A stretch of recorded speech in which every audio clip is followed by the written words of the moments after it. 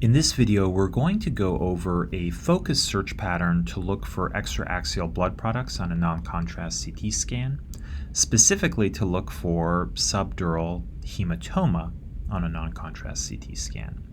Now, there are a few things to keep in mind when you're doing your search pattern, and one of the most important things to start with is to appreciate that when you're looking for a particular finding, you want to make sure that on CT scans, you're windowing for that finding. So in the case of subdural blood, if you use something like a traditional brain window, which is shown here, odds are you may miss the subdural blood. And the reason for that is while this window and level gives us good evaluation of the brain parenchyma here, the actual density of the bone is going to mask a lot of the underlying blood products if they exist. So you have to pick what's referred to as something like a subdural brain window like this one here, which is actually going to make it much easier to look in those extraaxial spaces without the bone masking things.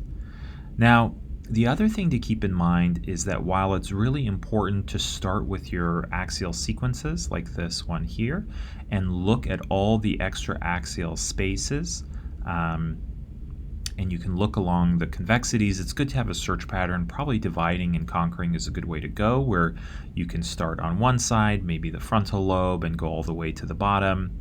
And then you can look along the temporal, parietal, occipital lobes as you go back up and do the same thing on the other side. So realizing that you can't look at all the extraaxial spaces at once, so having a good search pattern to look at each anatomical region is good.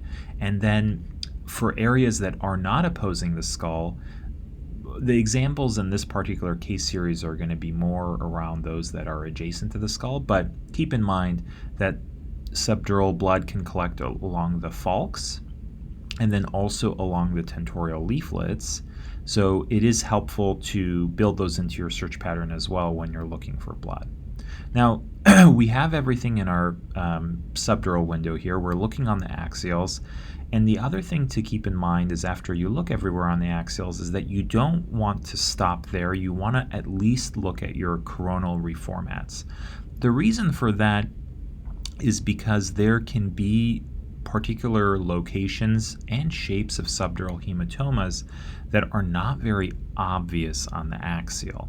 And I know where the bleeding is, so I can tell you actually that there is subdural hematoma here, but it's not something I would probably slam dunk diagnose off this type of an axial, even if I have the right window, mainly because we start to get some of the streak artifact and it's kind of up towards the top of the skull where things are curving.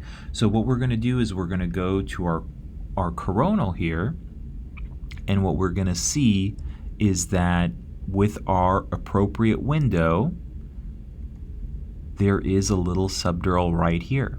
Now this is tough because it's even with our subdural window, it's the density is similar to the brain parenchyma. This could be more of a subacute, late acute type of bleed, but regardless, it is real. And what I want to impress upon you is that when you're looking at your coronal, there's a few areas you want to pay special mind to. You obviously want to look at all the extraaxial spaces, but especially blood products that are at the skull vertex, that are in the middle cranial fossa, basically the floor of the skull.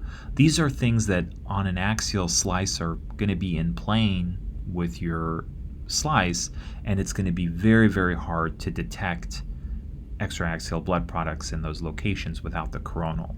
However, much like this case as well too, there can be other blood products that are in a shape or distribution that are much more obvious on the coronal, like this one right here. And what you want to do as you're looking for these spaces, which is demonstrated here, is see if the actual brain parenchyma is displaced. It's very subtle, but if you compare to the other side, this goes all the way to the skull.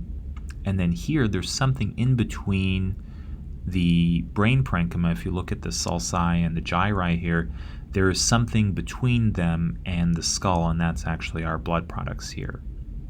Now again, you have to window to actually detect this, because if you don't and you go to a traditional brain window, it's going to be impossible to find this. So in the end, doing those two things is going to be really, really useful.